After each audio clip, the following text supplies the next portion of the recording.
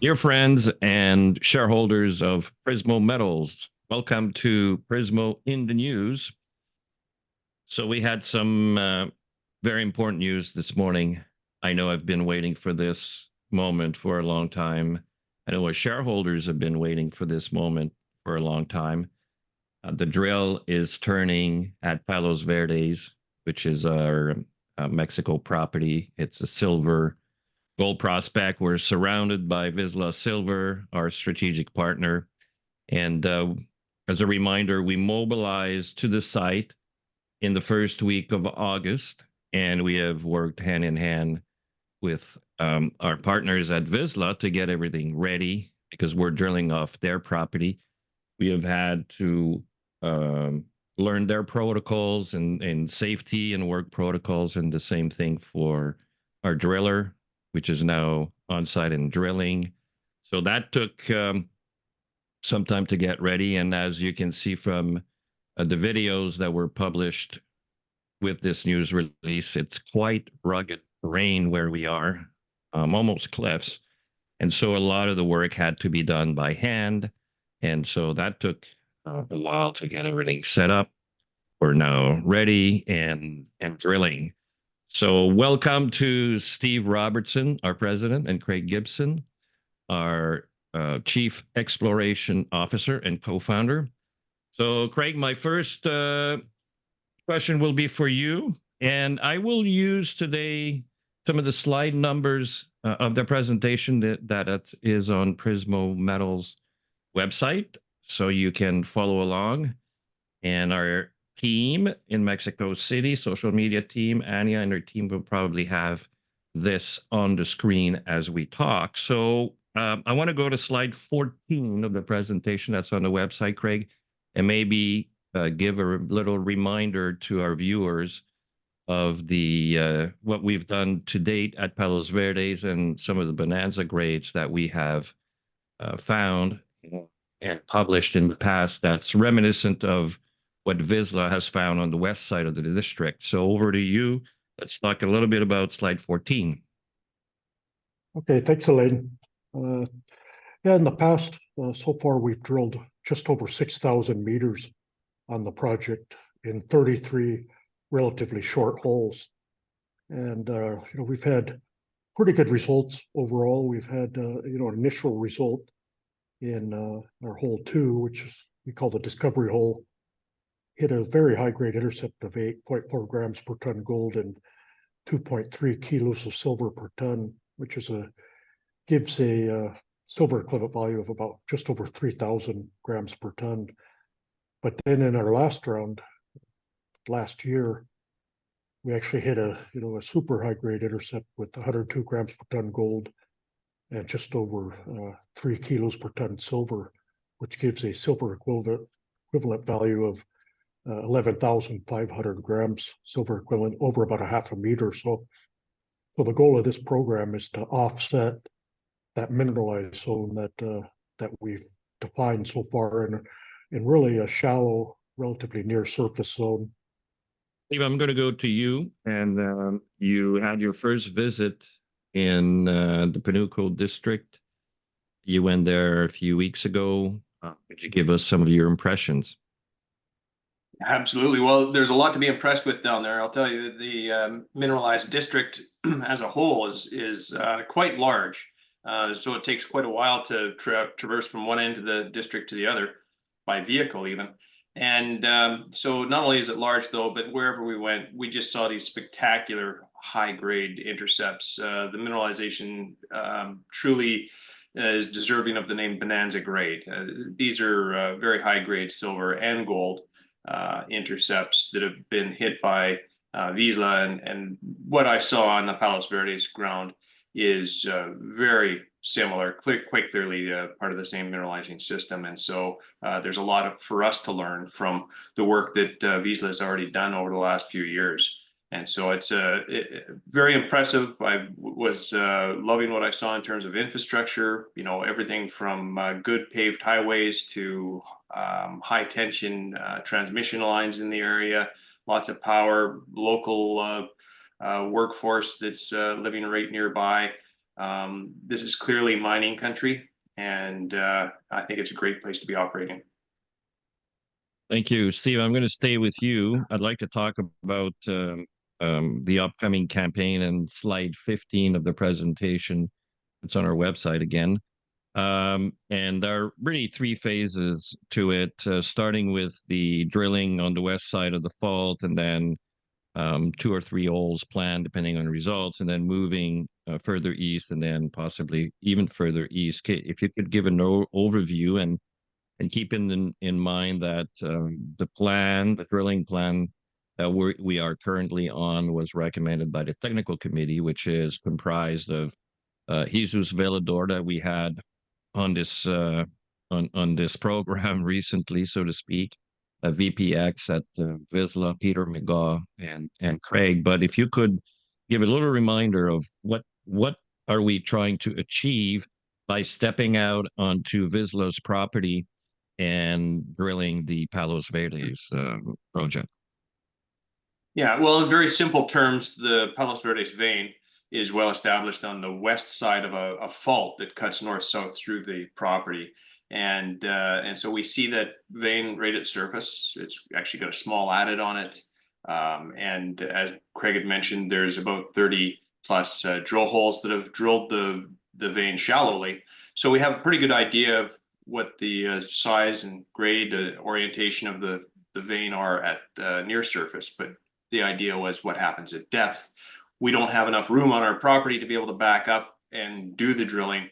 And so the technical committee suggested that we actually collar the drill holes on Vizsla's ground. And thanks to a great cooperative partnership like environment with Vizsla, we've been able to do exactly that. Pardon me. They've actually gone ahead and permitted the drill pads on their property, and that's where we're going to collar, and then we'll be drilling at an angle over toward our property and hitting the targets at depth. So that's the idea on the west side of the fault. And then on the east side, there's clearly been some displacement there. We see the structures. We see, the vein shows up further to the east on Vizsla's ground. Now, the idea is that perhaps this has been displaced to depth. This is not, as I said, there's a lot to be learned from taking a tour through our neighbor's ground, and we can see things like the Napoleon vein where they have the structures showing up on surface, but they don't have much in the way of vein. But when they drilled underneath of it, they were able to tap into some very substantial mineralization. And we're hoping that that same dynamic happens on the east side of the fault on our property. Well, thank you very much. Craig, I'm going to go to you. I think we can refer to slide 16 and talk a little bit more. Let's drill down, so to speak, about the first couple holes, maybe 3 holes on the west side of the fault. Our shareholders know the project well. They've been together with us in the first few phases of drilling. And as we all know, they're quite excited about getting results of this, call it phase 1. So if you could be a little bit more specific about what these holes are going to look like, how many meters, and talk a little bit about your expected timing from start to finish, and what else you've got in mind for the first 2 or 3 holes. Yes, our past drilling has shown that the high-grade intercepts I mentioned previously are based on our modeling occur in a couple different veins. And what we see there is you got Palos Verdes vein and then a shallower split coming off of it. And that split actually contains the higher gold grades that we hit last year. So the program is starting off with a hole to drill down dip about 50 meters from that intercept and also from the Palos Verdes vein. And that's a hole shown in blue on the slide you mentioned. So that's our first hole, and that's the hole in progress. Based on that result, we have another hole that moves actually farther back, another 75 meters away from the structure, to drill another 50 to 75 meters down dip along and cut those same structures, at greater depth. And our hope here is that that mineralized chute that we've been tracing from very close to the surface extends to depth. And that's what we've seen, or what Vizsla saw in the Napoleon vein in particular, was the vertical range of the ore chutes.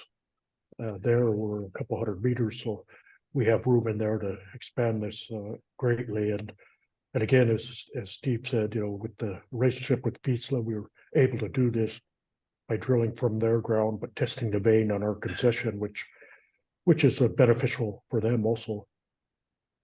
This is first area to be drilled, as you said, was 2 or 3 holes planned for about 750 meters. So we'll see how it goes, and then we can adjust angles and things like that based on the actual intercepts of the veins. So for the first few holes, you're thinking about 750 meters of drilling? Yes, in 3 holes, something like that. Yeah.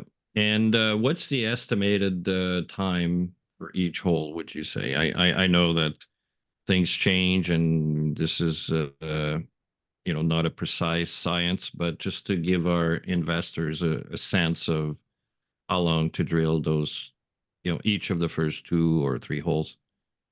Yeah, we kind of use a rule of thumb. About 1,000 meters takes about a month. Under normal circumstances, this with the moves in the tight access, may not quite get that, but I'd say each hole would be roughly 10 days. There'll be the first one will be a little bit faster because it's shorter, but we're also getting started with a new program, so let's say about 10 days per hole. Then you got to log the cores and send them and prepare them and send them to the lab. And what are the turnaround times nowadays down where you are in Mexico?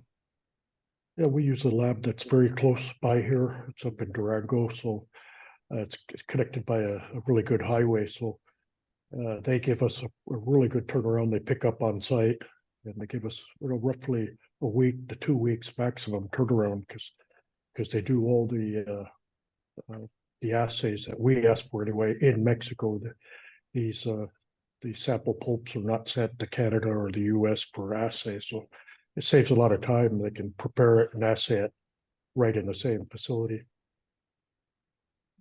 We can expect then a busy fall and early winter in terms of news. So I know our shareholders will be happy with that. I sure will be.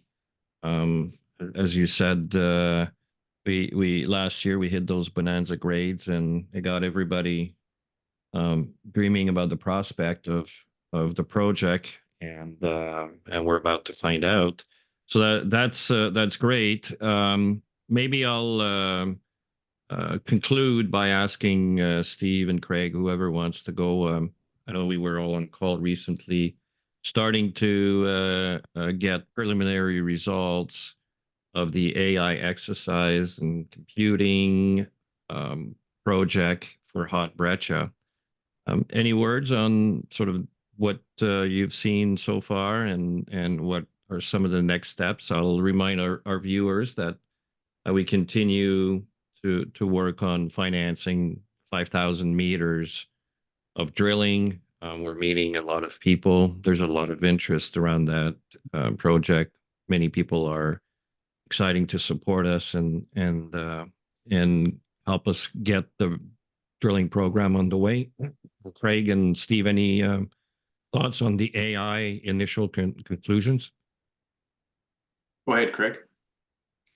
Yeah, well, we've got some preliminary results, but I think in combination with the more recent data, or at least the older data that we recently acquired, that our model has been refining through time here, and the AI study has incorporated part of that data. So I think we need to do a bit more to help define what we think our target is there. But we've got a really good start on it, and I think we'll have full results pretty quickly. Steve? Yeah, I'll just add to that what encourages me out of the preliminary results that we've seen so far is every time we take a look at this, we seem to see a common theme of size. The new data that Craig was able to acquire and the preliminary results from the AI exercise all indicate wider spread evidence of a heat generating, activity that was going on at depth below the area that we see on surface. We've got a very widespread distribution of the sulfide bearing fragments in breccias. We've got indications in the geophysics that the target is larger than we originally thought. And so I really feel encouraged every time we come up with a more refined result that this is the type of target that we're looking for. That's great. Well, thank you both. And in conclusion, again, we will keep our shareholders informed. They know how we operate when we're drilling. We're pretty keen to communicate progress. Drill sterning at Palos Verdes, it was a bit of a learning curve for everyone involved in working in a collaborative fashion with Vizsla. Much larger company, different protocols, but the relationship is awesome. The teams are working very well together, and look forward to regular updates for our shareholders. Thank you very much for listening to Prismo in the News.